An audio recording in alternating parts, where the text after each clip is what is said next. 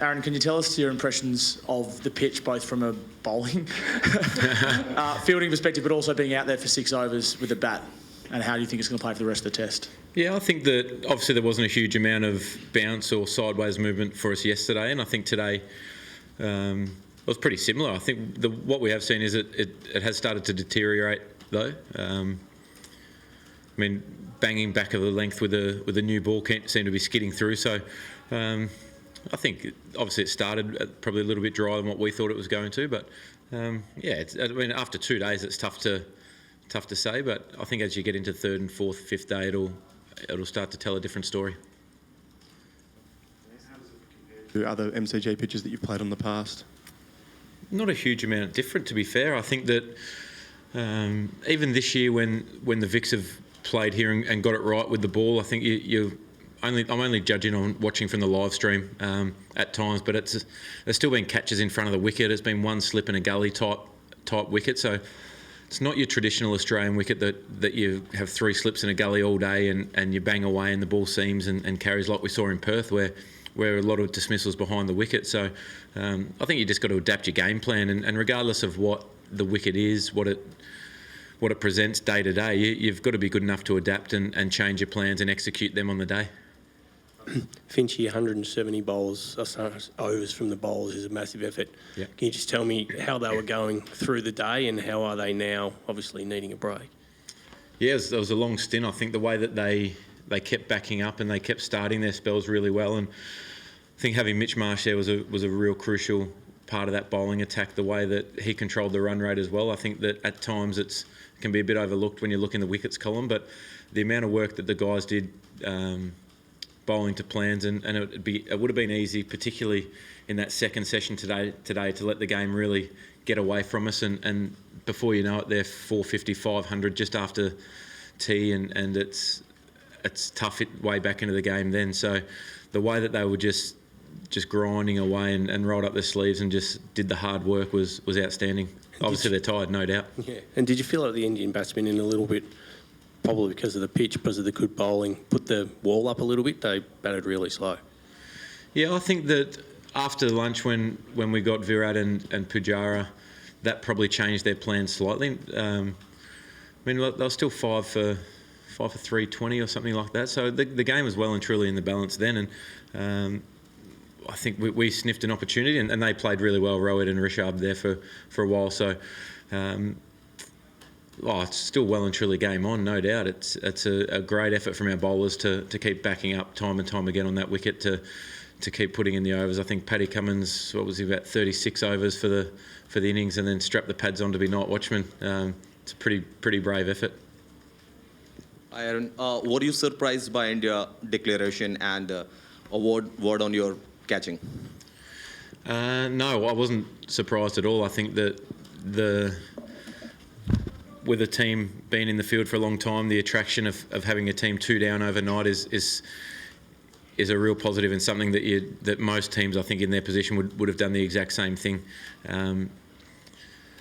Catching, it was just a couple overs there that we didn't get it right. I think a bit of fatigue setting in and guys maybe just drifting slightly, but that happens. I mean, we put in a lot of hard work, a lot of really good work. So I don't think that performance should be defined by a couple of drop catches there.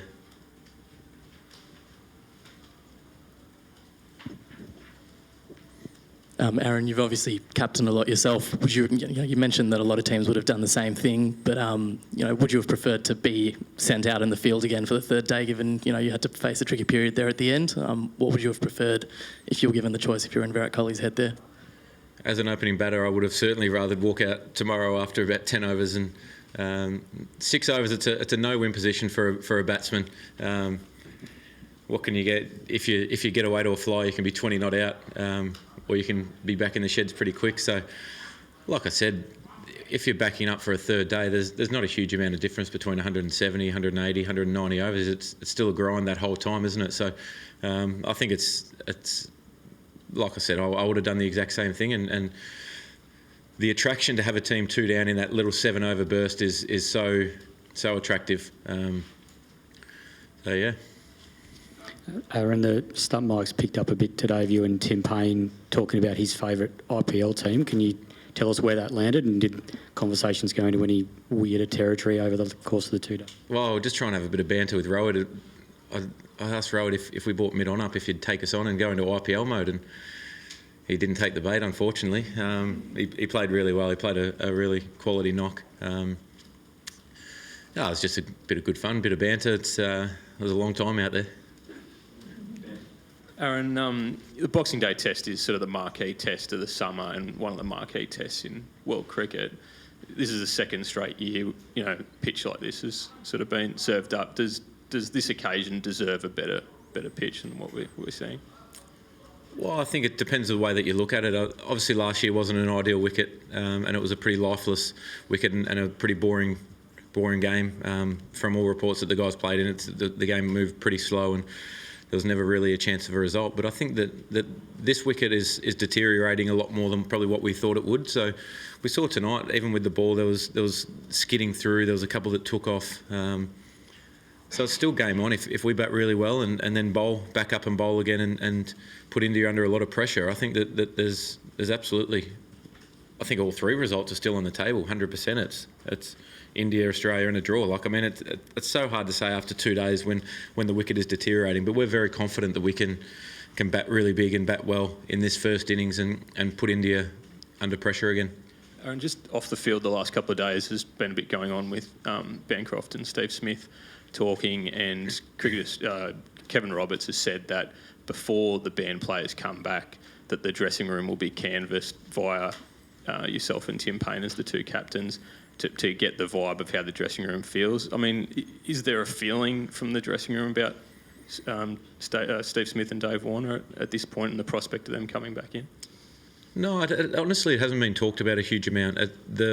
The interviews I saw briefly, just scrolling through Twitter yesterday, some headlines from both of them, but I didn't see the full articles, and there hasn't been any chat about it in the change rooms, to be fair, at all. So I'm sure when obviously Cameron's 2 days away from being back to Perth Scorchers, so I wish him well, and I think that's 9 months ago.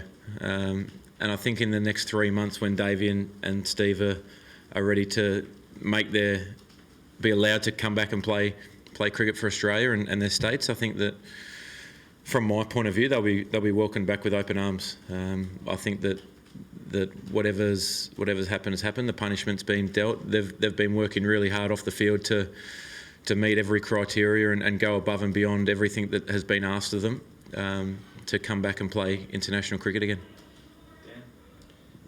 Aaron, from your vantage point, can you talk to us a bit about the way Pat Cummins performed over these two days, and obviously over the course of the series? He didn't really get the wickets in the first 2 tests that perhaps some of his spells merited, but I suppose the resourcefulness that he seems to be able to show on wickets like this, and he did it in India last year as well. Yeah, absolutely. I think that the way that Paddy keeps fronting up and keeps coming back is a real testament to his fitness, the amount of work that he's done off the field to get himself into the condition that he is, to back up test after test. And like you said, he probably didn't get the rewards that he deserved in them first 2 tests, but you've heard every coach say it, you can bowl a lot worse and get a lot more wickets. And I'm sure that his rewards will come. The way that he is bowling is outstanding. There's pace, there's bounce. When there's not a real lot happening, he seems to be the guy that can make something out of nothing. So I think that's really exciting for Pat, especially with how long he's been back on the park, and touch wood that continues for a long time, because he's a super player. His talent with the bat, with the ball in the field, although he dropped one today, that's beside the point. He's just a super package as a cricketer, and an even better bloke as well. So he's just a bloke that is great to play cricket with. Just the sequence, the 2-ball sequence in which Pujara got out, Yep. he was obviously, he bowls quite a lot cross-seam. Did you guys think that was at all to do with, maybe one had hit the seam and jumped and the other one maybe hit the leather and skidded, or was it the pitch, those couple of balls? No, I think probably a little bit of both, to be honest. When you bowl cross seam, things happen, don't they? So it's obviously not what you want to do all day. But like you said yourself, Paddy's a very skillful and resourceful bowler. So he's using all the tricks that he's got there to undo a guy that, when he gets in and he anchors down, it's so hard to remove. Pujara is a world-class player for a reason. So to knock him over after hitting him on the gloves as well is really quality bowling from Paddy. Yeah, quick one. Sorry. Yeah, you said you weren't surprised when they declared, but it looked from afar that mid-afternoon they were just plodding along at a nice rate and potentially could bat into day 3. What were you thinking at that point regarding a declaration and the potential for you to go and bat in the evening? Yeah, there was a couple of discussions out there. There was a few different opinions on. Some guys thought that they might just bat out the day and then have a little dart tomorrow and go big. But like I said, it's so as a captain at 2 for 10 or something after them 7 overs is so attractive, and it can change the game. So as an opening batter, there's no worse time to bat after 170 overs in the field to walk out and bat then. But whether it's tonight or tomorrow morning, you have to do it anyway. So it's all good fun. Play with a smile on your face. Whatever happens in terms of your own personal result, it's all good.